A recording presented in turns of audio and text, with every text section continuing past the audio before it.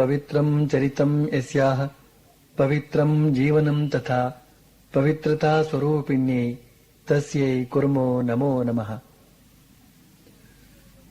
ತ್ಯಾಗಿಗಳಾದ ಸನ್ಯಾಸಿಗಳಿಗೂ ಹಲವಾರು ಕಾಮನೆಗಳಿರೋ ಗೃಹಸ್ಥರಿಗೂ ಎಲ್ಲಿಯ ಹೋಲಿಕೆ ಅಂತ ಶ್ರೀಮಾತೆಯವರು ಹೇಳಿದರೂ ಕೂಡ ಸನ್ಯಾಸಿಗಳನ್ನ ಅವರೇ ಸ್ವತಃ ಗೌರವಿಸಿದರೂ ಕೂಡ ಈ ಸನ್ಯಾಸಿಗಳು ಗರ್ವ ತಾಳಬಾರದು, ದರ್ಪ ತೋರಬಾರದು ಅಂತ ಹೇಳ್ತಾರೆ ಅವರು. ಒಮ್ಮೆ ಸ್ವಾಮಿ ಅರೂಪಾನಂದಜಿ ಎಂಬವರು ಶ್ರೀಮಾತೆಯವರನ್ನ ಕೇಳ್ತಾರೆ, ಅಮ್ಮ, ಈ ಸನ್ಯಾಸದ ಜೊತೆಗೆ ದರ್ಪವೂ ಬಂದು ಬಿಡುತ್ತದೆ ಅಲ್ವೇನಮ್ಮ ಅಂತ. ಅದಕ್ಕೆ ಶ್ರೀಮಾತೆಯವರು ತಮ್ಮ ಒಪ್ಪಿಗೆಯನ್ನ ಸೂಚಿಸ್ತಾ ಹೇಳ್ತಾರೆ, ನಿಜ ನಿಜ, ಬಹಳ ಪ್ರತಿಷ್ಠೆ. ನನಗವನು ನಮಸ್ಕಾರ ಮಾಡಲೇ ಇಲ್ಲ, ನನ್ನನ್ನ ಅವನು ಸರಿಯಾಗಿ ಸನ್ಮಾನಿಸಲೇ ಇಲ್ಲ, ನನಗೆ ಸಲ್ಲಬೇಕಾದ ಗೌರವ ಸಲ್ಲಲೇ ಇಲ್ಲ ಅಂತ ಹೀಗೆ ಏನೇನೋ ಪ್ರತಿಷ್ಠೆ. ಈ ತರಹದ್ದಕ್ಕೆಲ್ಲ ಹೋಲಿಸಿದ್ರೆ ನಾನೀಗ ಇದೀನಲ್ಲ, ಬಿಳಿ ಬಟ್ಟೆ ಉಟ್ಟುಕೊಂಡು ಇದೇ ಎಷ್ಟೋ ಉತ್ತಮ ಅಂತ ಹೇಳ್ತಾರೆ ಶ್ರೀಮಾತೆಯವರು. ಇದೊಂದು ಬಹಳ ದೊಡ್ಡ ಎಚ್ಚರಿಕೆಯ ನುಡಿ, ಬಹಳ ದೊಡ್ಡ ಮಾರ್ಗದರ್ಶನದ ಮಾತು. ಮನುಷ್ಯ ಸನ್ಯಾಸಿಯಾಗುವ ಉದ್ದೇಶ ಏನು ಅಂತಂದ್ರೆ, ನಾನು ಅಂತನ್ನೋದರ ಶ್ರಾದ್ದ ಮಾಡಿ ನೀನು ಅಂತನ್ನೋ ಭಗವಂತನಲ್ಲಿ ನೆಲೆಗೊಳ್ಳೋದು. ಇದು ಸನ್ಯಾಸದ ಉದ್ದೇಶ. ಎಲ್ಲ ಬಗೆಯ ಸ್ವಾರ್ಥಗಳನ್ನ ಬಲಿ ಹಾಕಿ ಪರಮಾರ್ಥದಲ್ಲಿ ನೆಲೆಗೊಳ್ಳೋದು ಇದು ಸನ್ಯಾಸದ ಉದ್ದೇಶ. ತನ್ನತನವನ್ನ ಸುಟ್ಟು ಹಾಕಿದ್ದೇನೆ ಅಂತ ಅನ್ನೋದನ್ನ ಸೂಚಿಸೋದಕ್ಕಾಗಿ ಈ ಬೆಂಕಿಯ ಬಣ್ಣದ ಬಟ್ಟೆಯ ಸಂಕೇತ ಇದು ಸದಾ ಮೈಮೇಲೆ ಇರ್ತದೆ. ಸನ್ಯಾಸಿಯಾದವನು ತಾನು ಮಾಡಿದ ಮಹಾತ್ಯಾಗವನ್ನ ಈ ಬಟ್ಟೆ ಅವನಿಗೂ ನೆನಪು ಮಾಡಿಕೊಡುತ್ತದೆ, ಇತರರಿಗೂ ಸೂಚನೆ ಕೊಡುತ್ತದೆ. ಜನರು ಇವನ ಮಹಾತ್ಯಾಗದ ಮುಂದೆ ತಲೆಬಾಗಿ ನಮಸ್ಕರಿಸುತ್ತಾರೆ, ಬಗೆ ಬಗೆಯಿಂದ ಸತ್ಕರಿಸುತ್ತಾರೆ, ಗೌರವಿಸುತ್ತಾರೆ, ಪೂಜ್ಯ ಬುದ್ಧಿ ತಾಳ್ತಾರೆ. ಇದೆಲ್ಲ ಜನರ ದೃಷ್ಟಿಯಿಂದ ಸರಿಯೇ. ಜನ ತಾವು ಸ್ವಯಂ ತ್ಯಾಗ ಮಾಡೋದಕ್ಕೆ ಸಾಧ್ಯವಾಗದೆ ಹೋದರೂ ತ್ಯಾಗ ಮಾಡಿದವರಿಗೆ ಮಣಿದು ಆ ತ್ಯಾಗಕ್ಕೆ ತಮ್ಮ ಮನ್ನಣೆಯನ್ನ ತೋರಿದ್ರೆ ಅದು ಸರಿಯೇ. ಆದರೆ ಸನ್ಯಾಸಿಯಾದವನು ಮಾತ್ರ ಈ ಹೊಗಳಿಕೆಯ ಹೊನ್ನ ಶೂಲದ ಮೇಲೆ ಪುನಃ ಬಲಿಯಾಗದಂತೆ ನೋಡಿಕೊಳ್ಳಬೇಕಾದ ಅವಶ್ಯಕತೆ ಇದೆ. ಯಾಕೆ ಅಂದ್ರೆ ಅವನು ತನಗೇನೋ ಮುಂಡನ ಮಾಡಿಸಿಕೊಂಡಿದ್ದಾನೆ ನಿಜ, ಆದರೆ ಮನಸ್ಸಿಗೆ ಮುಂಡನ ಮಾಡಿದಾನೆಯೇ? ಮನಸ್ಸಿಗೆ ಮುಂಡನ ಮಾಡೋದು ಅಂತಂದ್ರೆ ಮನಸ್ಸಿನಲ್ಲಿ ನಿರಂತರವಾಗಿ ಹುಟ್ಟಿಕೊಳ್ಳುತ್ತಿರತಕ್ಕಂತಹ ಕಾಮನೆಗಳನ್ನ ಕತ್ತರಿಸಿ ಮುಂಡನ ಮಾಡಿದಾನೆಯೇ?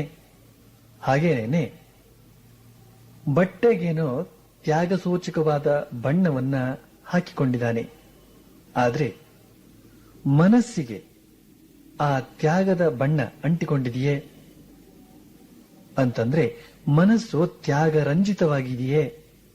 ಹಾಗಿದ್ದರೆ ಮಾತ್ರ ಆತ ಜನರ ನಮಸ್ಕಾರ ಪುರಸ್ಕಾರಗಳನ್ನ ಪಡೆದು ಕೂಡ ನಿರ್ಲಿಪ್ತನಾಗಿರಬಲ್ಲ. ಇಲ್ಲದೆ ಹೋದ್ರೆ ಅವನು ಶ್ರೀಮಾತೆಯವರು ಹೇಳಿದ ಹಾಗೆ ಪ್ರತಿಷ್ಠೆ ತೋರಬಹುದು. ಜನ ಬಂದು ತನಗೆ ನಮಸ್ಕಾರ ಮಾಡಬೇಕಾದ್ದೇ ನ್ಯಾಯ ಅಂತಂದುಕೊಳ್ಬಹುದು. ಅದರಲ್ಲೂ ಹಿರಿಯ ಸನ್ಯಾಸಿಗಳಾದ ನಮಗೆ ಮೊದಲು ನಮಸ್ಕಾರ ಸಲ್ಲಬೇಕು ಅಂತಂದುಕೊಳ್ಬಹುದು. ಒಮ್ಮೆ ನಾನು ಮತ್ತು ಒಬ್ಬ ಹಿರಿಯ ಸಾಧುಗಳು ಒಟ್ಟಿಗೆ ಇಲ್ಲೇ ದೇವಸ್ಥಾನದ ಇದರಲ್ಲಿ ಹೋಗ್ತಾ ಇರುವಾಗ ಒಬ್ರು ಭಕ್ತರು ಬಂದು ನನಗೆ ಮೊದಲು ನಮಸ್ಕಾರ ಮಾಡೋದಕ್ಕೆ ಬಂದ್ರು. ಆಗ ನಾನು ಅವರಿಗೆ ಹೇಳಿದೆ, ಮೊದಲು ಅವರಿಗೆ ನಮಸ್ಕಾರ ಮಾಡಿ, ಅವರು ಹಿರಿಯರು ಅಂತ ಆ ಸ್ವಾಮಿಗಳನ್ನ ತೋರಿಸಿದೆ. ಆಗ ಆ ಹಿರಿಯ ಸಾಧುಗಳು ಹೇಳ್ತಾರೆ, ಸನ್ಯಾಸಿಗಳಲ್ಲಿ ಹಿರಿಯರೇನು ಕಿರಿಯರೇನು, ತುಳಸಿ ಗಿಡ ದೊಡ್ಡದಾದರೂ ಒಂದೇ, ಚಿಕ್ಕದಾದರೂ ಒಂದೇ, ಪವಿತ್ರತೆಯಲ್ಲಿ ಸರಿಸಮ ಅಂತ. ನಿಜಕ್ಕೂ ಈ ಮಾತು ತುಂಬಾ ಅರ್ಥಪೂರ್ಣವಾಗಿದೆ. ಆದರೂ ಕೂಡ ಕಿರಿಯರು ತಗ್ಗಿಯೂ ನಡೆಯಬೇಕು, ಹಿರಿಯರು ಹಿಗ್ಗದೆಯೂ ಇರಬೇಕು. ಆದರೆ ಶ್ರೀಮಾತೆಯವರು ಹೇಳೋ ಪ್ರಕಾರ ಅಲ್ಲಲ್ಲಿ ಕೆಲವರು ಪ್ರತಿಷ್ಠೆ ತೋರಬಹುದು, ತಮಗೆ ಮೊದಲ ಮನ್ನಣೆ ಸಿಗಲಿಲ್ಲ ಅಂತ ದೂರಬಹುದು. ಇದು ಸಮ್ಮಾನ ಮನ್ನಣೆಯ ಪ್ರಭಾವ. ಶ್ರೀರಾಮಕೃಷ್ಣರು ಹೇಳ್ತಾ ಇದ್ದ ಹಾಗೆ, ಮನುಷ್ಯನನ್ನ ಈ ಪ್ರಪಂಚಕ್ಕೆ ಬೆಗೆದಿಟ್ಟಿರುವ ಅಷ್ಟಪಾಶಗಳಲ್ಲಿ ಒಂದಾದಂತಹ ಮಾನದ ಪ್ರಭಾವ. ಇದು ಕೊನೆಯ ಬಂಧನ, ಬಲವಾದ ಬಂಧನ. ಸನ್ಯಾಸಿಗಳು ಕಾಮವನ್ನೂ ಗೆಲ್ಲಬಹುದು, ಲೋಭವನ್ನೂ ಗೆಲ್ಲಬಹುದು. ಆದರೆ ಈ ಮಾನ ಮನ್ನಣೆಗಳ ದಾಹವನ್ನ ಅವರು ಗೆಲ್ಲೋದಕ್ಕೆ ಬಹಳ ಕಷ್ಟ. ಅನ್ನದಾತುರಕ್ಕಿಂತ ಚಿನ್ನದಾತುರ ತೀಕ್ಷ್ಣ, ಚಿನ್ನದಾತುರಕ್ಕಿಂತ ಹೆಣ್ಣು ಗಂಡು ಅಲವು. ಮನ್ನಣೆಯ ದಾಹ ಈ ಎಲ್ಲಕಂ ತೀಕ್ಷ್ಣತಮ, ತಿನ್ನುವುದದು ಆತ್ಮವನೇ ಮುದ್ದು ತಮ್ಮ. ಅನ್ನದ ಆತುರಕ್ಕಿಂತ ಚಿನ್ನದ ಆತುರ ತೀಕ್ಷ್ಣ, ಚಿನ್ನದ ಆತುರಕ್ಕಿಂತ ಹೆಣ್ಣು ಗಂಡು ಅಲವು. ಮನ್ನಣೆಯ ದಾಹ ಈ ಎಲ್ಲಕಂ ತೀಕ್ಷ್ಣತಮ, ತಿನ್ನುವುದದು ಆತ್ಮವನೇ ಮುದ್ದು ತಮ್ಮ. ಅಂತಂದ್ರೆ ಈ ಲೋಕದಲ್ಲಿ ಅನ್ನದಾತುರವೇ ತೀಕ್ಷ್ಣ, ಇದಕ್ಕಿಂತಲೂ ತೀಕ್ಷ್ಣ ಚಿನ್ನದ ಆತುರ. ತಾನು ಕೋಟ್ಯಾಧಿಪತಿಯಾಗಬೇಕು ಅಂತನ್ನೋ ಹಂಬಲ ಇನ್ನೂ ತೀಕ್ಷ್ಣ. ಇದು ಕೂಡ ಎಷ್ಟೋ ವಾಸಿ. ಯಾಕೆಂದ್ರೆ ಇದಕ್ಕಿಂತಲೂ ತೀಕ್ಷ್ಣವಾದ ಇನ್ನೊಂದು ಆತುರ ಇದೆ ಜಗತ್ತಿನಲ್ಲಿ. ಅದೇ ಹೆಣ್ಣು ಗಂಡುಗಳ ಒಲವು, ಪರಸ್ಪರ ಆಕರ್ಷಣೆ. ಆದರೆ ಇವೆಲ್ಲವನ್ನೂ ಮೀರಿಸುವ ಇನ್ನೊಂದು ಹಂಬಲ, ಇನ್ನೊಂದು ದಾಹ ಇದೆ. ಇದು ತೀಕ್ಷ್ಣತಮವಾದ ದಾಹ, ಇದೇ ಮನ್ನಣೆಯ ದಾಹ. ಮನ್ನಣೆಯ ದಾಹವೇ ಎಲ್ಲಕಂ ತೀಕ್ಷ್ಣತಮ, ತಿನ್ನುವುದದು ಆತ್ಮಮೋನೆ ಮುದ್ದು ತಮ್ಮ. ಮಾನ ಮನ್ನಣೆಯ ಬಯಕೆ ಅಂತನ್ನೋದು ಆತ್ಮವನ್ನೇ ತಿಂದು ಬಿಡುತ್ತದೆ. ಅಂತಂದ್ರೆ ಆಧ್ಯಾತ್ಮ ಜೀವನವನ್ನ ಮಣ್ಣು ಪಾಲು ಮಾಡಿಬಿಡುತ್ತದೆ. ಆದ್ರಿಂದಲೇ ಶ್ರೀಮಾತೆಯವರು ಹೇಳ್ತಾರೆ, ಈ ತರಹದಕ್ಕೆಲ್ಲ ಹೋಲಿಸಿ ನೋಡಿದ್ರೆ, ಅಂತಂದ್ರೆ ಸರ್ವಸಂಗ ಪರಿತ್ಯಾಗ ಮಾಡಿಯೂ ಮಾನ ಮನ್ನಣೆ ಪ್ರತಿಷ್ಠೆಗಾಗಿ ದಾವಂತ ಪಡುವವರಿಗೆ ಹೋಲಿಸಿ ನೋಡಿದ್ರೆ, ನಾನೀಗ ಇದೀನಲ್ಲ ಬಿಳಿ ಬಟ್ಟೆ ತೊಟ್ಟುಕೊಂಡು ಇದೇ ಎಷ್ಟೋ ಮೇಲು ಅಂತ. ಈ ಮಾತಿನಲ್ಲಿ ಎಷ್ಟು ಖಾರ ಇದೆ ನೋಡಿ. ಕಾಷಾಯ ವಸ್ತ್ರ ಧರಿಸಿ ಪ್ರತಿಷ್ಠೆಗಾಗಿ ಹಾತೊರೆಯುವ ಹಾಗಿದ್ರೆ ತಮ್ಮ ಬಿಳಿಯ ಬಟ್ಟೆಯ ಸನ್ಯಾಸವೇ ಎಷ್ಟೋ ಮೇಲು ಅಂತ ಹೇಳ್ತಾರೆ ಶ್ರೀಮಾತೆಯವರು. ಯಾವ ಶ್ರೀಮಾತೆಯವರು ಹಿಂದೆ ತ್ಯಾಗಿಗಳಾದ ಸನ್ಯಾಸಿಗಳಿಗೂ ಆಶಾಪರರಾದ ಗೃಹಸ್ಥರಿಗೂ ಎಲ್ಲಿಯ ಹೋಲಿಕೆ ಅಂತ ಹೇಳಿದ್ರೋ, ಅದೇ ಶ್ರೀಮಾತೆಯವರು ಈಗ ಹೇಳ್ತಾರೆ, ಪ್ರತಿಷ್ಠೆಗಾಗಿ ಹಾತೊರೆಯುವ ಸನ್ಯಾಸಕ್ಕಿಂತ ತಮ್ಮ ಬಿಳಿ ಬಟ್ಟೆಯ ಜೀವನವೇ ಎಷ್ಟೋ ಮೇಲು ಅಂತ.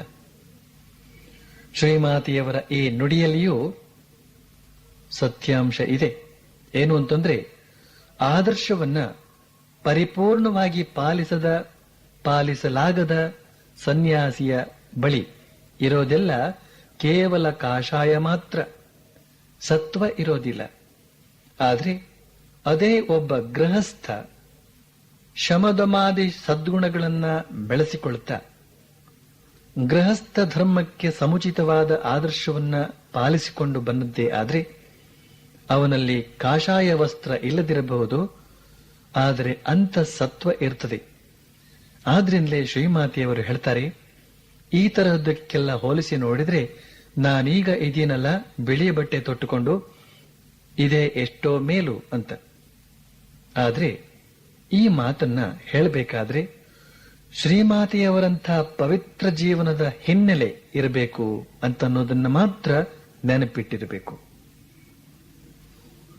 ಶ್ರೀಮಾತೆಯವರು ಅಂತರಂಗದ ನಿರಾಸಕ್ತಿಗೆ ಹಾಗೂ ವೈರಾಗ್ಯಕ್ಕೆ ವಿಶೇಷ ಪ್ರಾಧಾನ್ಯ ಕೊಡುತ್ತಿದ್ರೆ ಹೊರತು ಕೇವಲ ಬಾಹ್ಯಾಚರಣೆಗಲ್ಲ ಅಂತನ್ನೋದು ಅವರಾಡಿದ ಒಂದು ಮಾತಿಂದ ಸ್ಪಷ್ಟವಾಗುತ್ತದೆ. ಒಂದು ದಿನ ಸಾಧನ ಬ್ರಹ್ಮಚಾರಿಗಳೊಬ್ಬರು ಅವರಿಂದ ಸನ್ಯಾಸ ಪಡೆದು ಕಾಷಾಯ ಧರಿಸಿದರು.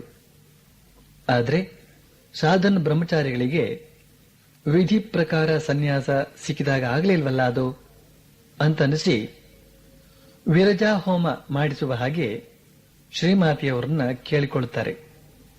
ಆಗ ಶ್ರೀಮಾತೆಯವರು ಸ್ಥಿರ ಗಂಭೀರರಾಗಿ ಹೇಳ್ತಾರೆ, ನೋಡು, ಮುಖ್ಯವಾಗಿ ಇರಬೇಕಾದ್ದು ಶ್ರದ್ಧೆ ಮತ್ತು ನಿಷ್ಠೆ. ಈ ಶ್ರದ್ಧೆ ನಿಷ್ಠೆ ಇದ್ದು ಬಿಟ್ರೆ ಎಲ್ಲ ಇದ್ದಾಗಾಯ್ತು ಅಂತ. ಈಗ ಈ ವಿರಜಾ ಹೋಮ ಮಾಡಿ ಅಗ್ನಿಸಾಕ್ಷಿಯಾಗಿ ಸರ್ವಸಂಗ ಪರಿತ್ಯಾಗ ಮಾಡಿ ಸನ್ಯಾಸ ಸ್ವೀಕರಿಸೋದು ಒಂದು ವಿಧಾನ. ಇನ್ನು ಕೇವಲ ಕಾವಿ ಧರಿಸೋದು ಇನ್ನೊಂದು ವಿಧಾನ. ಕಾವಿ ಬಟ್ಟೆ ಧರಿಸೋದ್ರಿಂದ ಆಧ್ಯಾತ್ಮಿಕ ಜೀವನದಲ್ಲಿ ತನ್ಮಯರಾಗಿ ಒಮ್ಮುಖದಿಂದ ಮುಂದುವರಿಯೋದಕ್ಕೆ ಅನುಕೂಲ. ಯಾಕೆ ಅಂದ್ರೆ ಹಲವಾರು ಬಾಹ್ಯ ತಾಪತ್ರಯಗಳು ಈ ಕಾವಿ ಬಟ್ಟೆಯನ್ನ ಕಂಡೇ ಕಾಲ್ಕೆಳುತ್ತವೆ. ಋಷಿಕೇಶಾದಿ ಹಿಮಾಲಯ ಪ್ರದೇಶಗಳಲ್ಲಿ ನೈಷ್ಠಿಕ ಬ್ರಹ್ಮಚಾರಿಗಳಾದವರು ಹಾಗೂ ಇನ್ನಿತರ ಆಧ್ಯಾತ್ಮಿಕ ಸಾಧಕರು ಕಾಷಾಯ ವಸ್ತ್ರ ಧರಿಸುತ್ತಾರೆ. ಆದರೆ ಇವರ್ಯಾರೂ ಸನ್ಯಾಸಿಗಳಲ್ಲ. ನಿಜವಾದ ಸನ್ಯಾಸ ಅಂತಾಗಬೇಕಾದ್ರೆ ವಿರಜಾ ಹೋಮಾದಿ ಕೆಲವು ವಿಧಿಗಳು ಅತ್ಯವಶ್ಯಕ. ಈ ವಿರಜಾ ಹೋಮದ ಮೂಲಕ ಸನ್ಯಾಸ ಸ್ವೀಕಾರ ಮಾಡಿದ ಮೇಲೆ ಆತ ಪುನಃ ಸಂಸಾರಕ್ಕೆ ಹಿಂತಿರುಗಬಾರದು. ಹಾಗೆ ಒಂದು ವೇಳೆ ದೌರ್ಬಲ್ಯಕ್ಕೆ ಒಳಗಾಗಿ ಹಿಂತಿರುಗಿದ ಸನ್ಯಾಸಿಯನ್ನ ಆಚಾರ್ಯರು ನಾಯಿಗೆ ಹೋಲಿಸುತ್ತಾರೆ. ಯಾಕೆ ಅಂದ್ರೆ ನಾಯಿ ತಾನು ಮಾಡಿಕೊಂಡ ವಾಂತಿಯನ್ನ ತಾನೇ ತಿನ್ನುತ್ತದೆ.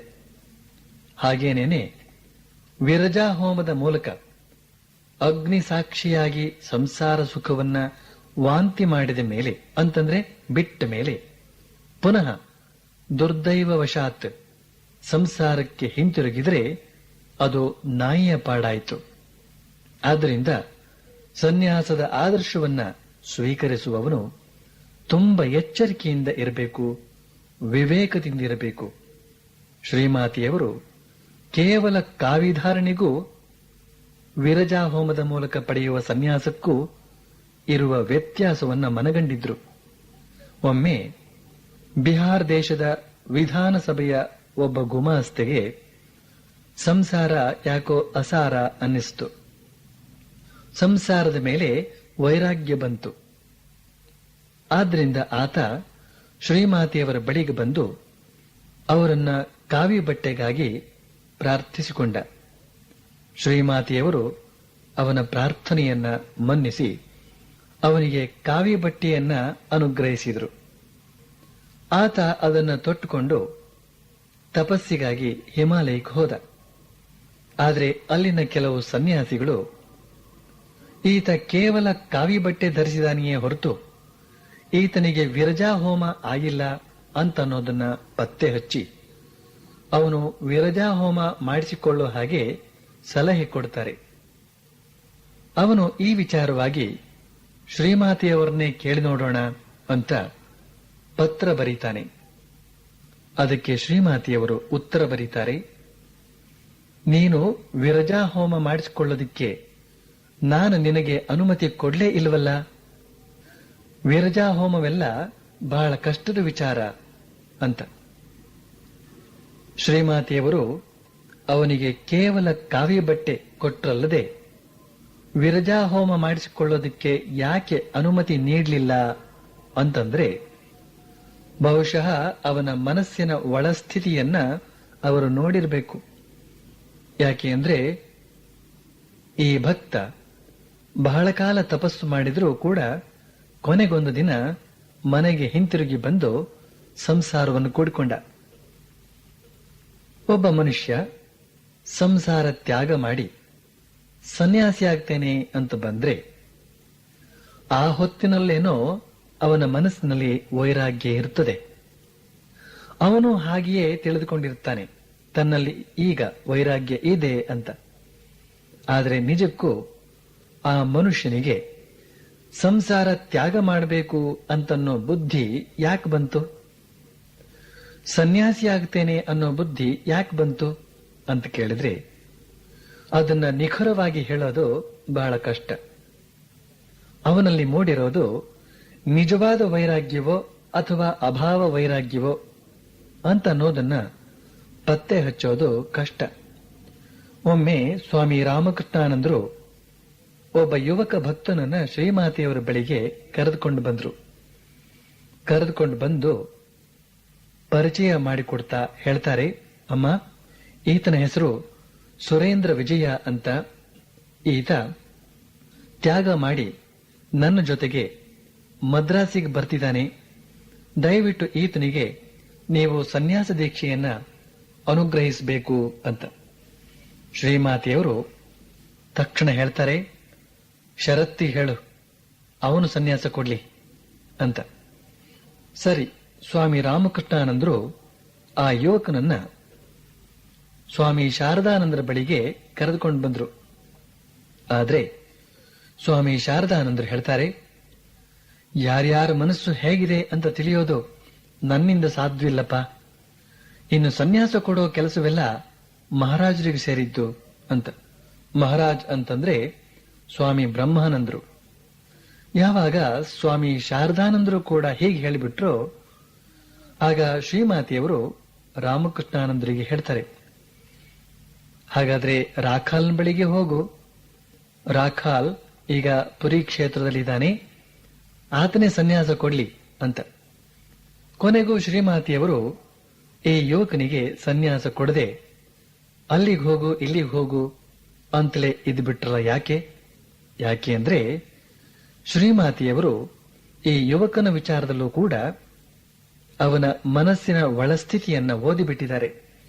ಆ ಯುವಕ ಕೆಲವೇ ದಿನಗಳಲ್ಲಿ ಮನೆಗೆ ಹೊರಟೋದ. ಸ್ವಾಮಿ ಜಗದಾನಂದರ ಹೆಸರು ನಿಮ್ಮಲ್ಲಿ ಕೆಲವರಿಗೆ ತಿಳಿದಿರಬಹುದು. ಶ್ರೀರಾಮಕೃಷ್ಣ ಲೀಲಾ ಪ್ರಸಂಗವನ್ನ ಇಂಗ್ಲಿಷಿಗೆ ಅನುವಾದಿಸಿದವರು, ದಿ ಗ್ರೇಟ್ ಮಾಸ್ಟರ್, ಅದರ ಗ್ರಂಥಕರ್ತರು.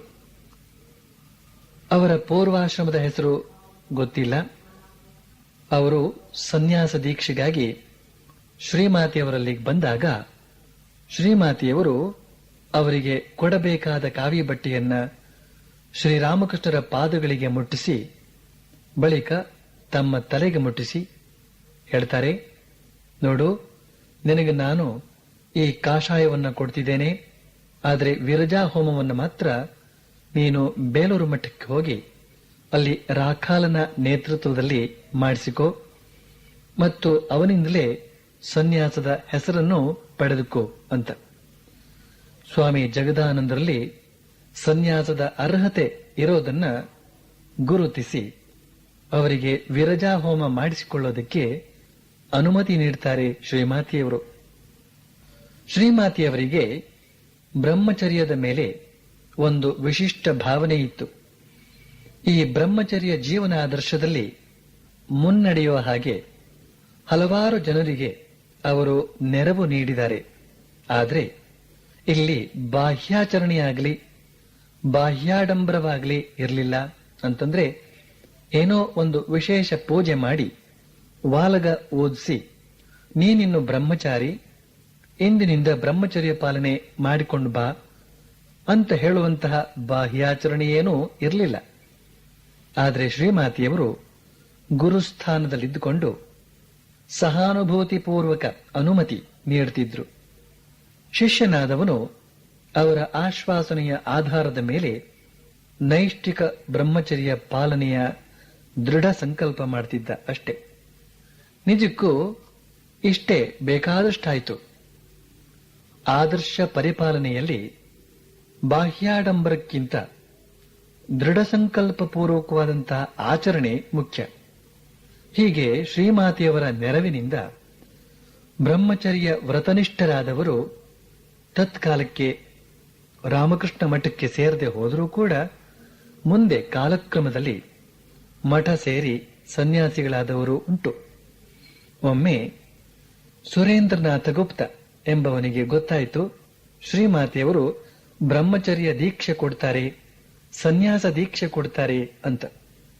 ಸರಿ, ತಕ್ಷಣ ಬಂದು ಒಂದು ತುಂಡು ಹೊಸ ಬಟ್ಟೆಯನ್ನ ತಂದು ಶ್ರೀಮಾತೆಯವರ ಕೈಯಲ್ಲಿಟ್ಟು ತನಗೆ ಸನ್ಯಾಸ ದೀಕ್ಷೆಯನ್ನು ಕೊಡೋ ಹಾಗೆ ವಿನಂತಿಸಿಕೊಳ್ತಾನೆ. ಶ್ರೀಮಾತೆಯವರು ಆ ಹೊಸ ಬಟ್ಟೆಯನ್ನ ಶ್ರೀರಾಮಕೃಷ್ಣರಿಗೆ ತೋರಿಸಿ ಅವನ ಕೈಗಿತ್ತು ಹೇಳ್ತಾರೆ, ನೀನಿನ್ನು ಬ್ರಹ್ಮಚಾರಿಯಾಗಿರು ಅಂತ. ಆದರೆ ಆತನಿಗೆ ಸನ್ಯಾಸಿಯಾಗಬೇಕು ಅಂತ ಆಸೆ. ಆದ್ರಿಂದ ಆತ ತನ್ನ ಸರ್ಕಾರಿ ನೌಕರಿಗೆ ರಾಜೀನಾಮೆ ಕೊಡೋದಾಗಿ ಹೇಳ್ತಾನೆ. ಆಗ ಶ್ರೀಮಾತೆಯವರು ಹೇಳ್ತಾರೆ, ನೀನು ಈಗಲೇ ರಾಜೀನಾಮೆ ಕೊಡಬೇಡ, ಇನ್ನೂ ಕೆಲವು ಕಾಲ ಉದ್ಯೋಗದಲ್ಲೇ ಇರು, ನಿನ್ನ ಸಂಪಾದನೆಯ 10ನೇ 1 ಅಂಶವನ್ನ ಭಕ್ತಾದಿಗಳ ಸೇವೆಗೆ ವಿನಿಯೋಗಿಸು ಅಂತ. ಸುರೇಂದ್ರನಾಥ ಗುಪ್ತ ಶ್ರೀಮಾತೆಯವರಿಗೆ ವಿಧೇಯನಾಗಿ ಅವರು ಹೇಳಿದ ಹಾಗೆ ಕೆಲ ಕಾಲ ನಡೆದುಕೊಂಡ. ಆದರೆ ಪುನಃ ಬಂದು ತನ್ನ ಅರಿಕೆಯನ್ನ ಮುಂದಿಟ್ಟ, ದಯವಿಟ್ಟು ಸನ್ಯಾಸವನ್ನು ಅನುಗ್ರಹಿಸಬೇಕು ಅಂತ. ಆದರೆ ಶ್ರೀಮಾತೆಯವರು ಈ ಸಲವೂ ತಮ್ಮ ಸಮ್ಮತಿ ಕೊಡಲಿಲ್ಲ. ಸುರೇಂದ್ರನಾಥ ಬ್ರಹ್ಮಚರ್ಯ ವ್ರತದಲ್ಲೇ ಕೆಲ ಕಾಲ ಇದ್ದು ಕೊನೆಗೆ ಶ್ರೀಮಾತೆಯವರ ನಿರ್ಯಾಣದ ಬಳಿಕ ಸರ್ವಸಂಗ ಪರಿತ್ಯಾಗ ಮಾಡಿ ರಾಮಕೃಷ್ಣ ಮಠಕ್ಕೆ ಸೇರಿಕೊಂಡು ಸನ್ಯಾಸ ಸ್ವೀಕಾರ ಮಾಡಿದ. ಹೆಸರು ಸ್ವಾಮಿ ಸಸಂಗಾನಂದ. ಬ್ರಹ್ಮಚರ್ಯ ಪಾಲನೆಗೆ ಆಗಲಿ ಸನ್ಯಾಸ ಸ್ವೀಕಾರಕ್ಕೆ ಆಗಲಿ ಶ್ರೀಮಾತೆಯವರು ನೆರವು ನೀಡಿದ್ದು ಕೇವಲ ಪುರುಷವರ್ಗಕ್ಕೆ ಮಾತ್ರ ಅಲ್ಲ, ಸ್ತ್ರೀವರ್ಗದವರಿಗೂ ಕೂಡ ಅವರು ನೆರವಾದ ಉದಾಹರಣೆಗಳು ಹಲವಾರು. ಆದರೆ ಶ್ರೀಮಾತೆಯವರ ಅಭಿಪ್ರಾಯದಲ್ಲಿ ಸ್ತ್ರೀಯಾದವಳು ಬ್ರಹ್ಮಚಾರಿಣಿಯಾಗಿ ಜೀವನ ನಡೆಸಬೇಕಾದ್ರೆ ಅವಳ ಜೀವನ ಆಧಾರಕ್ಕೆ ಹಾಗೂ ರಕ್ಷಣೆಗೆ ಸಾಕಷ್ಟು ಭದ್ರವಾದ ವ್ಯವಸ್ಥೆ ಇರಬೇಕು. ಹಾಗಿದ್ರೆ ಅವಳು ಜೀವನ ಪರ್ಯಂತ ಬ್ರಹ್ಮಚಾರಿಣಿಯಾಗಿಯೇ ಇರೋದಕ್ಕೆ ಶ್ರೀಮಾತೆಯವರ ಸಮ್ಮತಿ ಇದೆ. ಬೆಂಗಳೂರಿನ ನಾರಾಯಣ ಅಯ್ಯಂಗಾರರ ಮಗಳು ಶ್ರೀಮಾತೆಯವರಿಗೆ ಪತ್ರ ಬರೀತಾಳೆ. ತಾನು ಜೀವನ ಪರ್ಯಂತ ಬ್ರಹ್ಮಚಾರಿಣಿಯಾಗಿಯೇ ಇರಬೇಕು ಅಂತ ನಿರ್ಧಾರ ಮಾಡಿದ್ದೇನೆ, ತಮ್ಮ ಸಲಹೆ ಆಶೀರ್ವಾದ ಬೇಕು ಅಂತ. ಇದಕ್ಕೆ ಶ್ರೀಮಾತೆಯವರು ಸ್ವಾಮಿ ಶಾರದಾನಂದರ ಮೂಲಕ ನಾರಾಯಣ ಅಯ್ಯಂಗಾರರಿಗೆ ಬರೆದು ತಮ್ಮ ಸಮ್ಮತಿಯನ್ನ ಸೂಚಿಸುತ್ತಾರೆ. ಇನ್ನೊಮ್ಮೆ ಒಬ್ಬಳು ಯುವತಿ ಮದುವೆ ಆಗೋದಕ್ಕೆ ನಿರಾಕರಿಸ್ತಾ ಇದ್ದಾಳೆ. ಅವಳ ತಾಯಿ ಚಡಪಡಿಸ್ತಾ ಇದ್ದಾಳೆ. ಕೊನೆಗೆ ಆ ತಾಯಿ ಶ್ರೀಮಾತೆಯವರ ಬಳಿಗೆ ಬಂದು ಹೇಳ್ತಾಳೆ, ಅಮ್ಮ, ನೀವು ದಯವಿಟ್ಟು ನನ್ನ ಮಗಳು ನಮ್ಮ ಮಾತು ಕೇಳೋ ಹಾಗೆ ಬುದ್ಧಿ ಹೇಳಿ ಅಂತ. ಆಗ ಶ್ರೀಮಾತೆಯವರು ಆ ತಾಯಿಗೆ ಬುದ್ಧಿ ಹೇಳ್ತಾರೆ. ನೋಡಮ್ಮ, ಜೀವನದುದ್ದಕ್ಕೂ ಇನ್ನೊಬ್ಬನ ದಾಸ್ಯ ಮಾಡಿಕೊಂಡಿರೋದು ಅಂತಂದ್ರೆ, ಅವನ ಹುಚ್ಚು ಕಲ್ಪನೆಗಳಿಗೆಲ್ಲ ಹೋಂಗೊಟ್ಟುಕೊಂಡಿರೋದು ಅಂತಂದ್ರೆ ಅದೇನು ಸಣ್ಣ ಯಾತನೆಯೇ? ಬ್ರಹ್ಮಚರ್ಯ ಜೀವನ ನಡೆಸೋದ್ರಲ್ಲಿ ಅಪಾಯ ಸಂಭವ ಇದೆ ಅನ್ನೋದೇನೋ ನಿಜ. ಆದ್ರೆ ಹುಡುಗಿಯ ಇಚ್ಛೆಗೆ ವಿರುದ್ಧವಾಗಿ ಬಲವಂತದಿಂದ ಮದುವೆ ಮಾಡಿಸೋದು ಮಾತ್ರ ಅನ್ಯಾಯ ಅಂತ ಹೀಗೆ ಹೇಳ್ತಾರೆ ಶ್ರೀಮಾತೆಯವರು. ನಿಜಕ್ಕೂ ಶ್ರೀಮಾತೆಯವರ ಈ ಅಭಿಪ್ರಾಯ ತುಂಬಾ ಕ್ರಾಂತಿಕಾರಿ ಅಭಿಪ್ರಾಯ ಅಂತ ನಿಮಗೆಲ್ಲ ಈಗಾಗಲೇ ಅನಿಸಿರಬಹುದು. ಅವರು ಹೇಳ್ತಾರೆ, ಜೀವನದುದ್ದಕ್ಕೂ ಇನ್ನೊಬ್ಬನ ದಾಸ್ಯ ಮಾಡಿಕೊಂಡಿರೋದು ಅಂತಂದ್ರೆ ಅವನ ಹುಚ್ಚು ಕಲ್ಪನೆಗಳಿಗೆಲ್ಲ ಹೋಂಗೊಟ್ಟುಕೊಂಡಿರಬೇಕು ಅಂತಂದ್ರೆ ಅದೇನು ಸಣ್ಣ ಯಾತನೆಯೇ ಅಂತ. ಈ ಮಾತಿನಿಂದ ಏನು ಅರ್ಥವಾಗುತ್ತೆ ಅಂತಂದ್ರೆ, ಮದುವೆ ಅಂದ್ರೆ ಇನ್ನೊಬ್ಬನ ದಾಸ್ಯಕ್ಕೆ ಒಳಗಾಗೋದು ಅಂತ.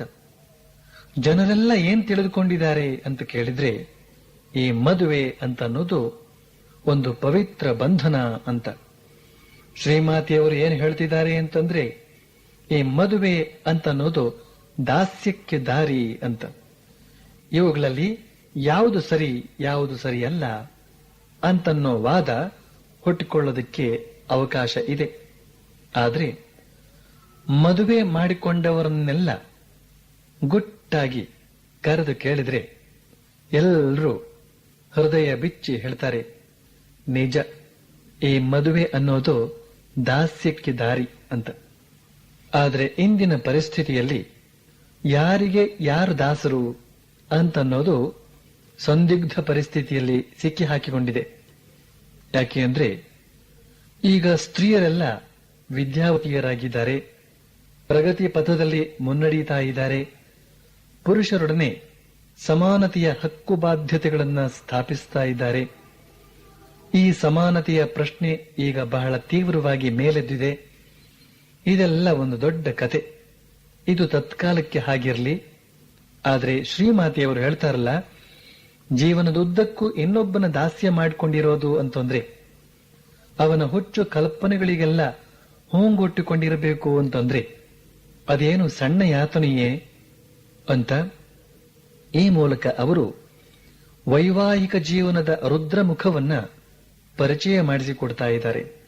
ವಿವಾಹ ಅಂತನ್ನೋದು ಒಂದು ಪವಿತ್ರ ಬಂಧನವೇ ನಿಜ. ಆದರೆ ಅದು ವಿವಾಹ ಸಮಾರಂಭದ ದಿಬ್ಬಣ ಔತಣ ಮುಗಿಯುವವರೆಗೆ ಮಾತ್ರ. ಆಮೇಲೆಲ್ಲ ಯಾತನೆಯ ಬಂಧನ. ವಿಷಯ ಹೇಗಿದ್ದರೂ ಕೂಡ ಸ್ತ್ರೀ ಪುರುಷರು ಆಜೀವ ಪರ್ಯಂತ ಸಂಯಮ ಜೀವನ ನಡೆಸಿ ಬ್ರಹ್ಮಚರ್ಯ ಪಾಲನೆ ಮಾಡೋದಕ್ಕೆ ಅಸಮರ್ಥರಾದ್ದರಿಂದ ವಿವಾಹ ಅಂತನ್ನೋ ಪವಿತ್ರ ಬಂಧನದಲ್ಲಿ ತಮ್ಮನ್ನು ತಾವು ಬಂಧಿಸಿಕೊಳ್ತಾರೆ. ಆದ್ರಿಂದಲೇ ಶ್ರೀಮಾತೆಯವರು ಒಪ್ಪಿಕೊಳ್ತಾರೆ. ಏನು ಅಂತಂದ್ರೆ ಬ್ರಹ್ಮಚರ್ಯ ಜೀವನ ನಡೆಸೋದ್ರಲ್ಲಿ ಅಪಾಯ ಸಂಭವ ಇದೆ ಅಂತನ್ನೋದೇನೋ ನಿಜ ಅಂತ. ಆದರೂ ಕೂಡ ಹುಡುಗಿಯೊಬ್ಬಳು ಏನಾದರೂ ತನ್ನ ಹಿಂದಿನ ಜನ್ಮದ ಸಂಸ್ಕಾರ ಬಲದಿಂದಲೋ ಅಥವಾ ಈಗ ಇತರರು ನಡೆಸುತ್ತಿರತಕ್ಕಂಥ ದಾಂಪತ್ಯ ಜೀವನದ ಒದ್ದಾಟವನ್ನ ಪ್ರತ್ಯಕ್ಷ ಕಂಡದ್ರಿಂದಲೋ ಜಿಗುಪ್ಸೆ ತಾಳಿ ತಾನು ವಿವಾಹವಾಗದೆ ಆ ಜನ್ಮ ಬ್ರಹ್ಮಚಾರಿಣಿಯಾಗೇ ಇರ್ತೇನೆ ಅಂತ ಇಷ್ಟಪಟ್ಟಲ್ಲಿ ಬಲವಂತದಿಂದ ಅವಳಿಗೆ ಮದುವೆ ಮಾಡಿಸೋದು ಮಾತ್ರ ಅನ್ಯಾಯ ಅಂತ ಹೇಳ್ತಾರೆ ಶ್ರೀಮಾತೆಯವರು. ಹೀಗೆ ಶ್ರೀಮಾತೆಯವರು ಸಮರ್ಥ ಮಾರ್ಗದರ್ಶನದಿಂದ, ದೃಢವಾದ ನಿಯಮ ನಿರ್ದೇಶನಗಳಿಂದ ಹಲವಾರು ಜನ ಸನ್ಯಾಸಿಗಳನ್ನ ನಿರ್ಮಾಣ ಮಾಡಿದ್ರು, ಹಲವಾರು ಜನ ಬ್ರಹ್ಮಚಾರಿಗಳನ್ನ ನಿರ್ಮಾಣ ಮಾಡಿದ್ರು, ಹಲವಾರು ಜನ ಗೃಹಸ್ಥ ಭಕ್ತರನ್ನ ನಿರ್ಮಾಣ ಮಾಡಿದ್ರು. ಈ ಮೂಲಕ ರಾಮಕೃಷ್ಣ ಮಠವನ್ನ ಬಲಪಡಿಸಿದ್ರು. ಮಠ ಬೆಳೆಯಬೇಕಾದ್ರೆ, ಬೆಳೆದು ಬಲಗೊಳ್ಳಬೇಕಾದ್ರೆ ಮೊದಲು ಅದರಲ್ಲಿ ಶ್ರೇಷ್ಠ ಸನ್ಯಾಸಿ ಬ್ರಹ್ಮಚಾರಿಗಳ ಸಂಖ್ಯೆ ಹೆಚ್ಚಬೇಕು. ಹಾಗೇನೇನೆ ಶ್ರೇಷ್ಠ ಭಕ್ತರ ಸಂಖ್ಯೆ ಕೂಡ ಹೆಚ್ಚಬೇಕು. ಶ್ರೀಮಾತೆಯವರು ತಮ್ಮ ಅಪಾರ ಆಧ್ಯಾತ್ಮಿಕ ಶಕ್ತಿಯಿಂದ ಶ್ರೇಷ್ಠ ಮಟ್ಟದ ಸನ್ಯಾಸಿ ಬ್ರಹ್ಮಚಾರಿಗಳನ್ನು ಹೆಚ್ಚಿಸಿದರು ಹಾಗೂ ಶ್ರೇಷ್ಠ ಮಟ್ಟದ ಭಕ್ತರನ್ನು ಕೂಡ ಹೆಚ್ಚಿಸಿದರು.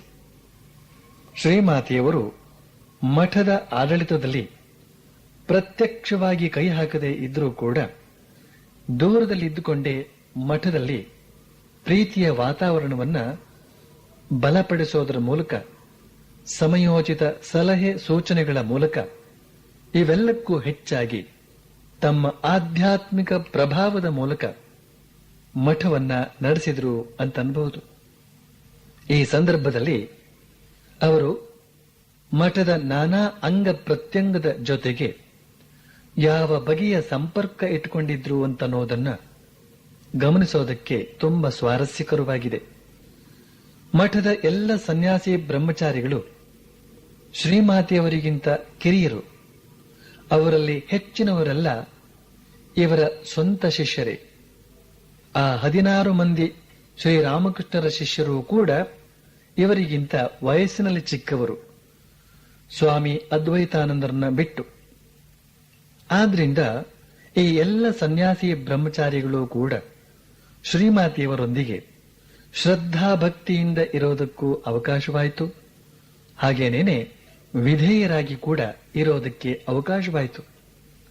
ಈ ಸನ್ಯಾಸಿ ಬ್ರಹ್ಮಚಾರಿಗಳೆಲ್ಲ ತಾವು ಯಾವುದೇ ಕೆಲಸ ಕಾರ್ಯಗಳನ್ನು ಕೈಗೊಳ್ಳಬೇಕಾದರೂ ಕೂಡ ಮೊದಲು ಶ್ರೀಮಾತೆಯವರ ಅನುಮತಿ ಆಶೀರ್ವಾದ ಪಡೆದೇ ಮುಂದುವರಿತಿದ್ರು. ಒಮ್ಮೆ ಸ್ವಾಮಿ ಬ್ರಹ್ಮಾನಂದರು ನರ್ಮದಾ ತೀರದಂತಹ ಶಾಂತ ಏಕಾಂತ ಸ್ಥಳದಲ್ಲಿ ತಪಸ್ಸನ್ನಾಚರಿಸಬೇಕು ಅಂತ ಇಚ್ಛೆ ಪಟ್ಟು ಈ ವಿಷಯವಾಗಿ ಅವರು ಶ್ರೀಮಾತೆಯವರ ಅನುಮತಿ ಯಾಚಿಸಿ ಪತ್ರ ಬರೆದರು. ಆಗ ಶ್ರೀಮಾತೆಯವರು ಜಯರಾಮ್ ಬಾಟಿಯಲ್ಲಿದ್ರು. ಅಲ್ಲಿಂದ ಬಲರಾಮ್ ಬಾಬುವಿಗೆ ಪತ್ರ ಬರೆದು ತಿಳಿಸ್ತಾರೆ. ರಾಖಾಲ ಪಶ್ಚಿಮ ಭಾರತದ ಕಡೆಗೆ ತಪಸ್ಸಿಗಾಗಿ ಹೋಗೋದಕ್ಕೆ ಇಷ್ಟಪಟ್ಟಿದ್ದಾನೆ ಅಂತ ತಿಳಿಯಿತು. ಆದರೆ ಅವನು ಕಳೆದ ಸಲ ಪುರಿ ಕ್ಷೇತ್ರಕ್ಕೆ ಹೋಗಿದ್ದಾಗ ಶೀತ ಬಾಧೆಯಿಂದ ಕಷ್ಟಪಟ್ಟಿದ್ದ. ಆದ್ರಿಂದ ಅವನು ಈ ಚಳಿಗಾಲ ಕಳೆದು ಫೆಬ್ರವರಿ ದಾಟಿದ ಮೇಲೆ ಹೋಗೋದಾದ್ರೆ ಒಳ್ಳೆಯದು. ಆದ್ರೆ ಅವನಿಗೆ ಏಕಾಂತವಾಸದ ಇಚ್ಛೆ ಅಷ್ಟೊಂದು ಪ್ರಬಲವಾಗಿದ್ರೆ ನನ್ನಿಂದೇನೂ ಅಭ್ಯಂತರವಿಲ್ಲ ಅಂತ. ಸ್ವಾಮಿ ಬ್ರಹ್ಮಾನಂದರಿಗೆ ಇಷ್ಟೇ ಬೇಕಾಗಿತ್ತು. ತಕ್ಷಣ ಹೊರಟರು. ಇಲ್ಲಿ ಸ್ವಾಮಿಗಳು ಶ್ರೀಮಾತೆಯವರ ಅನುಮತಿಯನ್ನ ಕೇಳುವಂಥ ವಿಧೇಯತೆಯನ್ನು ನೋಡಿ, ಹಾಗೇನೇನೆ ಶ್ರೀಮಾತೆಯವರು ವಾತ್ಸಲ್ಯ ಪರವಶರಾಗಿ ಬ್ರಹ್ಮಾನಂದರ ಶರೀರಾರೋಗ್ಯವನ್ನ ನೆನಪಿಸಿದರೂ ಕೂಡ ಅವರ ತಪಸ್ಸಿನ ಬಯಕೆಯನ್ನ ತಡೆಹಿಡಿಯದೆ ಸ್ವಾತಂತ್ರ್ಯ ಕೊಟ್ಟ ಬಗೆಯನ್ನು ನೋಡಿ. ಸ್ವಾಮಿ ವಿವೇಕಾನಂದರು ಅಮೆರಿಕಕ್ಕೆ ಹೋಗುವ ವಿಚಾರ ಬಹುಮಟ್ಟಿಗೆ ನಿಶ್ಚಯವಾಗಿದ್ರೂ ಕೂಡ ಅದರ ಕೊನೆಯ ನಿರ್ಧಾರವನ್ನ ಶ್ರೀಮಾತೆಯವರ ಚಿತ್ತಕ್ಕೆ ಬಿಟ್ಟು ಬಿಡ್ತಾರೆ.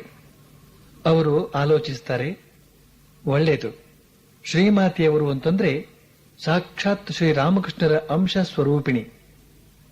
ಅವರಿಗೊಂದು ಪತ್ರ ಬರೆದು ಯಾಕೆ ಈ ವಿಷಯ ತಿಳಿಸಬಾರದು ನಾನು, ಮುಂದವರು ಹೇಗೆ ಹೇಳ್ತಾರೋ ಹಾಗೆ ಮಾಡ್ತೇನೆ ನಾನು ಅಂತ ಹೀಗೆ ಆಲೋಚಿಸಿ ಶ್ರೀಮಾತೆಯವರ ಆಶೀರ್ವಾದವನ್ನ ಯಾಚಿಸಿ ಪತ್ರ ಬರೀತಾರೆ. ಸ್ವಾಮಿ ವಿವೇಕಾನಂದರು ಪರಿವ್ರಾಜಕರಾಗಿ ಹೊರಟು ದೇಶಾಟನೆಗೆ ಹೊರಟಂದಿನಿಂದ ಶ್ರೀಮಾತೆಯವರಿಗೆ ಅವರಿಂದ ಪತ್ರವೂ ಇಲ್ಲ, ಯಾವ ಸಮಾಚಾರವೂ ಇರಲಿಲ್ಲ. ಆದರೆ ಈಗ ಬಹುಕಾಲಗಳ ಮೇಲೆ ಅವರಿಂದ ಪತ್ರ ಬಂದದ್ದನ್ನ ಕಂಡು ಶ್ರೀಮಾತೆಯವರಿಗೆ ಇನ್ನಿಲ್ಲದಷ್ಟು ಆನಂದವಾಯಿತು. ಆದರೆ ಇದರ ಜೊತೆಯಲ್ಲೇ ಒಂದು ಸಮಸ್ಯೆ ಕೂಡ ಎದ್ದಿತು. ಸಮಸ್ಯೆ ಏನು ಅಂತಂದ್ರೆ, ವಿವೇಕಾನಂದರು ಬಹಳ ದೂರದ ಪಾಶ್ಚಾತ್ಯ ರಾಷ್ಟ್ರಕ್ಕೆ ಹೋಗುವಂತಹ ಅವರ ಯೋಜನೆಯನ್ನ ಅನುಮೋದಿಸಬೇಕೇ ಬೇಡವೇ ಅಂತ. ಸ್ವಾಮಿ ವಿವೇಕಾನಂದರ ವ್ಯಕ್ತಿತ್ವ ಅಂತಂದ್ರೆ ಏನು, ಅವರಿಂದ ಮುಂದೆ ಈ ಜಗತ್ತಿನಲ್ಲಿ ಆಗಬೇಕಾದ ಮಹಾಕಾರ್ಯಗಳೇನು ಅಂತನ್ನೋ ವಿಷಯವಾಗಿ ಶ್ರೀಮಾತೆಯವರಿಗೆ ಶ್ರೀರಾಮಕೃಷ್ಣರು ನೀಡಿದಂತಹ ದಿವ್ಯ ದರ್ಶನಗಳ ಮೂಲಕ ಚೆನ್ನಾಗಿ ತಿಳಿದಿದೆ. ಆದರೂ ಕೂಡ ಈಗಿನ ಈ ಸಂದರ್ಭದಲ್ಲಿ ಅವರ ವಾತ್ಸಲ್ಯಕ್ಕೂ ಕರ್ತವ್ಯ ಬುದ್ಧಿಗೂ ಒಂದು ಬಗೆಯ ತಿಕ್ಕಾಟ ಉಂಟಾಗಿಬಿಟ್ಟಿದೆ. ಕಣ್ಣು ಕಾಣದ ಆ ದೂರ ದೇಶಕ್ಕೆ ಪ್ರಯಾಣ ಬೆಳೆಸೋದಕ್ಕೆ ಅನುಮತಿ ಕೊಡೋಣ ಅಂತಂದ್ರೆ ಈ ವಾತ್ಸಲ್ಯ ಮುಂದೆ ಬಂದು ನಿಲ್ಲುತ್ತದೆ, ಅಡ್ಡಿ ಮಾಡ್ತದೆ. ಅನುಮತಿ ಕೊಡದೆ ಇರೋಣ ಅಂತಂದ್ರೆ ಕರ್ತವ್ಯ ಪ್ರಜ್ಞೆ ಬಂದು ಚುಚ್ಚುತ್ತದೆ. ಸ್ವಾಮಿ ವಿವೇಕಾನಂದರ ಭವಿತವ್ಯ ಅಂತನ್ನೋದು ಹಗಲಿನಷ್ಟು ಸ್ಪಷ್ಟವಾಗಿದೆ ನಿಜ. ಆದರೂ ತಾಯಿಯ ಹೃದಯ ತನ್ನ ಮಗನನ್ನ, ಸನ್ಯಾಸಿ ಪುತ್ರನನ್ನ ಸಮುದ್ರದ ದಾರಿಯಾಗಿ, ಅಪಾಯಪೂರ್ಣವಾದಂತಹ ಸಮುದ್ರದ ದಾರಿಯಾಗಿ ಕಳುಹಿಸಿಕೊಡೋದಕ್ಕೆ ಒಪ್ತಾ ಇಲ್ಲ. ಹೀಗೆ ಮಾತೃವಾತ್ಸಲ್ಯಕ್ಕೂ ಕರ್ತವ್ಯ ಪ್ರಜ್ಞೆಗೂ ತಿಕ್ಕಾಟವಾಗಿ ಶ್ರೀಮಾತೆಯವರ ಮನಸ್ಸು ಇಬ್ಬಂದಿಯಲ್ಲಿ ಸಿಕ್ಕಿ ತೊಯ್ದಾಡ್ತಾ ಇರುವಾಗ ಅಂದಿನ ದಿನ ರಾತ್ರಿ ಅವರಿಗೊಂದು ಸ್ವಪ್ನ ದರ್ಶನ ಆಯಿತು. ಆ ಸ್ವಪ್ನದಲ್ಲಿ ಒಂದು ವಿಶಾಲವಾದ ಸಮುದ್ರದ ಮೇಲೆ ಶ್ರೀರಾಮಕೃಷ್ಣರು ನಡೆದುಕೊಂಡು ಹೋಗ್ತಿರೋ ಹಾಗೆ ನಡೆದುಕೊಂಡು ಹೋಗ್ತಿರುವಾಗ ತಮ್ಮನ್ನ ಅನುಸರಿಸಿ ಬರೋ ಹಾಗೆ ಸ್ವಾಮಿ ವಿವೇಕಾನಂದರನ್ನ ಕೈಬೀಸಿ ಕರೆದ ಹಾಗೆ ಕಂಡ್ರು ಶ್ರೀಮಾತೆಯವರು. ತಕ್ಷಣ ಶ್ರೀಮಾತೆಯವರ ಮನಸ್ಸಿನ ಹೊಯ್ದಾಟ ನಿಂತಿತು. ಸ್ವಾಮಿ ವಿವೇಕಾನಂದರ ಪರದೇಶ ಪ್ರಯಾಣಕ್ಕೆ ತಮ್ಮ ಹೃತ್ಪೂರ್ವಕ ಅನುಮತಿ ಕೊಟ್ಟು ಆಶೀರ್ವದಿಸುತ್ತಾರೆ. ಶ್ರೀಮಾತೆಯವರ ಕೃಪೆಯನ್ನ ಹೊತ್ತು ತಂದ ಪತ್ರವನ್ನ ಓದಿ ವಿವೇಕಾನಂದರಿಗೆ ಅತ್ಯಾನಂದವಾಯಿತು. ಹೇಳ್ತಾರೆ, ಕೊನೆಗೀಗ ಎಲ್ಲ ನಿಶ್ಚಯವಾದ ಹಾಗಾಯಿತು. ನಾನು ಪರದೇಶಕ್ಕೆ ಹೋಗೋದಕ್ಕೆ ಶ್ರೀಮಾತೆಯವರ ಆಶೀರ್ವಾದ ಪೂರ್ಣ ಅನುಮತಿಯೂ ಕೂಡ ಸಿಕ್ಕಿತು ಅಂತ. ಇದಾದ ಕೆಲವೇ ವರ್ಷಗಳಲ್ಲಿ ಸ್ವಾಮಿ ಶಾರದಾನಂದರು ಅಮೆರಿಕಕ್ಕೆ ಹೊರಡಬೇಕಾಗಿ ಬಂತು. ಹೊರಡುವ ಮೊದಲು ಅವರು ಜಯರಾಮ್ ಬಾಟಿಗೆ ಬಂದರು, ಶ್ರೀಮಾತೆಯವರ ಆಶೀರ್ವಾದವನ್ನ ತುಂಬಿಕೊಳ್ಳೋದಕ್ಕೋಸ್ಕರ. ಈಗ ಶ್ರೀಮಾತೆಯವರು ತಮ್ಮ ಪಾಲಿಗೆ ಆದಿಶೇಷನಂತಿದ್ದ ಶಾರದಾನಂದರನ್ನ ಪರದೇಶಕ್ಕೆ ಕಳುಹಿಸಿಕೊಡಬೇಕಾಗಿದೆ. ಈ ಸಲ ಕೂಡ ಅವರಿಗಾದಂತಹ ಒಂದು ದಿವ್ಯ ದರ್ಶನದಲ್ಲಿ ಶ್ರೀರಾಮಕೃಷ್ಣರ ವಿಸ್ತಾರವಾದ ಕಾರ್ಯಕ್ಷೇತ್ರವನ್ನು ಕಾಣ್ತಾರೆ. ಆದ್ದರಿಂದ ಮನಸ್ಸಿಲ್ಲದ ಮನಸ್ಸಿನಿಂದ ಸ್ವಾಮಿ ಶಾರದಾನಂದರ ಪ್ರಯಾಣಕ್ಕೆ ಒಪ್ಪಿಗೆ ಕೊಡ್ತಾರೆ. ಒಂದು ಕೈಯಿಂದ ಒತ್ತರಿಸಿ ಬರ್ತಿದ್ದ ಕಣ್ಣೀರನ್ನ ಒರೆಸಿಕೊಳ್ತಾ, ಇನ್ನೊಂದು ಕೈಯಿಂದ ಆಶೀರ್ವಾದದ ಮಳೆ ಕರೆಯುತ್ತಾ ಹೇಳ್ತಾರೆ, ಮಗು ಹೋಗ್ಬಿಟ್ಟು ಬಾ, ಶ್ರೀರಾಮಕೃಷ್ಣರು ಎಂದೆಂದಿಗೂ ನಿನ್ನನ್ನು ರಕ್ಷಿಸ್ತಾರೆ, ಏನು ಭಯಪಡಬೇಡ ಅಂತ. ಸನ್ಯಾಸಿಗಳಿಗೆ ಎಲ್ಲಿದೆ ಭಯ? ಆದರೆ ತಾಯಿಯ ಹೃದಯ ನೀಡ್ತಾ ಇದೆ ಅಭಯ. ಒಮ್ಮೆ ಬಂಗಾಳ ದೇಶದ ಮಾಲ್ದಾ ಅಂತನ್ನೋ ಪ್ರದೇಶದಿಂದ ಒಬ್ಬ ಭಕ್ತ ಬಂದ ಬೇಲೂರು ಮಠಕ್ಕೆ. ಯಾಕೆ ಅಂದ್ರೆ ಮಾಲ್ದಾದ ಭಕ್ತರೆಲ್ಲ ಸೇರಿ ಒಂದು ಉತ್ಸವ ಮಾಡ್ತಿದ್ದಾರೆ.